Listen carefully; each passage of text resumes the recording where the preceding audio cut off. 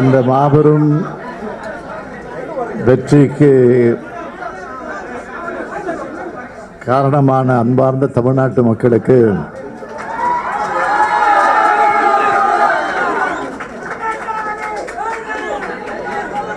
அதேபோல்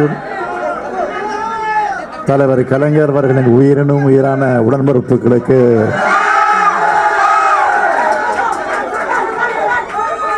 கோடான கோடு நன்றியை நான் தெரிவிச்சுக்க விரும்புகிறேன்.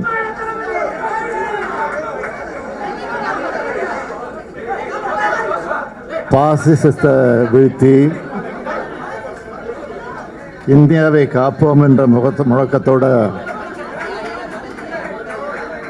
பரப்புர பயணத்தை செஞ்ச திமுக தலைமையிலான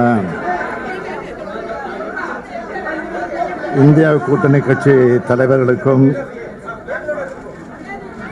நிர்வாகிகளுக்கும் செயல் வீரர்களுக்கும் தொண்டர்களுக்கும் என்னுடைய நெஞ்சார்ந்த நன்றியை முதல்ல நான் தெரிவிச்சுக்க விரும்புகிறேன்.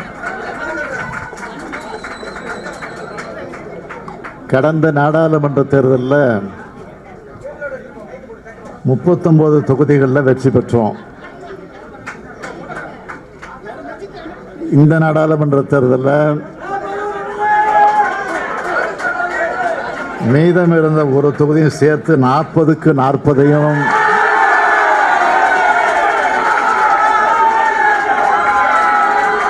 தமிழ்நாட்டு மக்கள் வழங்கி இருக்கிறாங்க. அகில இந்திய அளவில் இந்தியா கூட்டணியை ஜனநாயக சக்திகள் அனைவரும் சேர்ந்து உருவாக்கணும். 400 இடங்களில் வெற்றி பெறுவோம்னு சொல்லி தங்களுக்கு யாருமே எதிரியா இல்லைன்ற நினைப்பில் பாஜக கட்டமைப்பை அமைச்சது, ஒரு பிம்பத்தை ஏற்படுத்தினாங்க. ஆட்சி அமைக்கும் தனி பெரும்பான்மைக்கு தேவையான இடங்களை கூட பெற முடியாத அளவுக்கு பாஜக இப்போ தள்ளப்பட்டிருக்கு. அது மாதிரி தான் இதுவரைக்கும் செய்திகள் வந்துகிட்டு இருக்கு. 2 நாட்களுக்கு முன்பு கூட கருத்து கணிப்புங்கிற பெயரில் உளவியல் ரீதியான தாக்குதலை பாஜக தொடுத்துச்சு. ஆனால் இந்த தேர்தல் முடிவுங்கிறது அரசியல் சாசனத்தை மாற்றிடலாம், வெறுப்பு பரப்புரைகளால் மக்களை பிளவுபடுத்தலான்னு நினைச்ச பாஜகவுக்கு எதிரான மக்களோட தீர்ப்பு இதுதான். எங்கள் கூட்டணியுடைய வெற்றி. பாஜகவோட பணபலம், அதிகார துஷ்பிரயோகம், ஊடக பரப்புரைன்னு எல்லாத்தையும் உடைச்செறிஞ்சு பெற்றிருக்கக்கூடிய இந்த வெற்றி மகத்தான வெற்றியாக, வரலாற்று சிறப்புமிக்க வெற்றியாக அமைந்திருக்கிறது. தேர்தல் முடிவுகள் முழுமையாக வெளியான பிறகு இந்திய ஜனநாயகத்தையும் அரசியல் சாசனத்தையும் காக்க தேவையான அரசியல் செயல்பாடுகளை திமுக தொடர்ந்து முன்னெடுக்கும். முத்தமிழறிஞர் தலைவர் கலைஞருடைய 100ஆண்டு நிறைவு விழா ஆண்டு இது. நாடாளுமன்ற தேர்தலை வெற்றிய தலைவர் கலைஞருக்கு காணிக்கையாக்கும்னு சொல்லியிருந்தேன். இந்தியாவிலேயே 75 ஆண்டு கால கடந்த ஒரு மாநில கட்சியான திமுகவோட இந்த தேர்தல் வெற்றியை, இந்த இயக்கத்தை 50 ஆண்டு காலம் கட்டி காத்து இயக்கிய தலைவர் கலைஞர்களுக்கு நான் இதை காணிக்கையாக்குகிறேன்.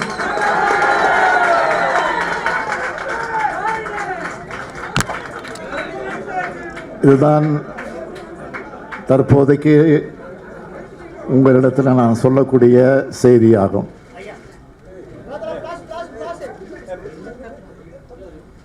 வேற ஒன்றும் இல்லையா?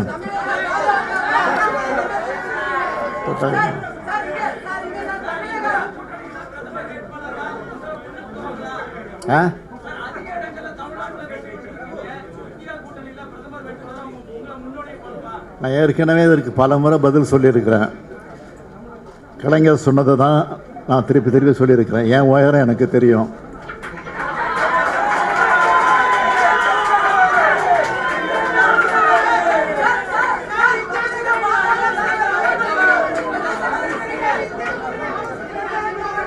முதல்ல தேர்தல் முடிவுகளை முழுமையாக வரல. அது வெளிவந்த பிறகு அந்த கருத்தை பற்றி அப்புறம் பேசலாம்.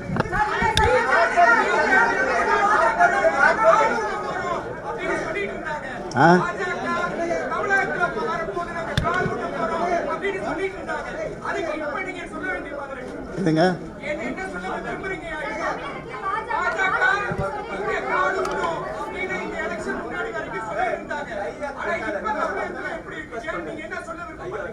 காலு ஊன்றப்ப சொல்றேன் என்னன்னா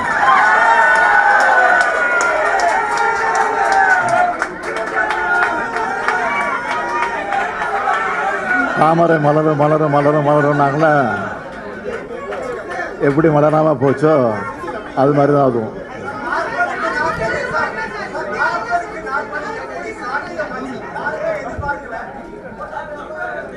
நாங்கள் எதிர்பார்த்தோம். ஏன்னா மோடியினுடைய எதிர்ப்பு அல இந்தியாவில் பல்வேறு மாநிலங்களில் இருக்கு.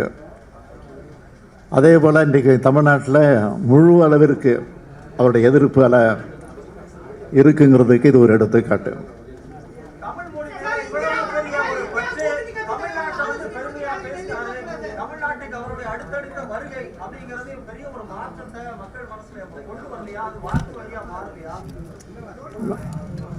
ஏற்கனவே அவர் ஒடிசாவில் போய் என்ன பேசினார், தமிழை பற்றி பல இடங்களில் திருக்குறளை பாராட்டி பேசியிருக்கிறாரு, அடையாளம் காட்டி பேசியிருக்கிறாரு. அதெல்லாம் மக்களை ஏமாத்துறதுக்காக பேசப்பட்ட பேச்சுக்கள்.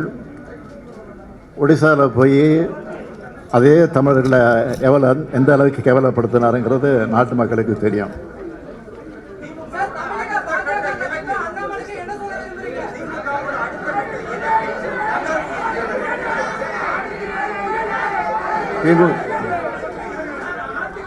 நாளைய தினம் இந்தியா கூட்டணி கட்சி தலைவர்கள் எல்லாம் டெல்லியில் கூட இருக்கிறாங்க. நானும் அந்த கூட்டத்துக்கு போகிறேன். அதில் கலந்து பேசி முடிவெடுக்கிறேன்.